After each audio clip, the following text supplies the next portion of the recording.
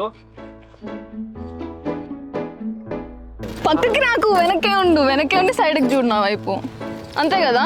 అంతే మీరు అనుకున్నట్టే.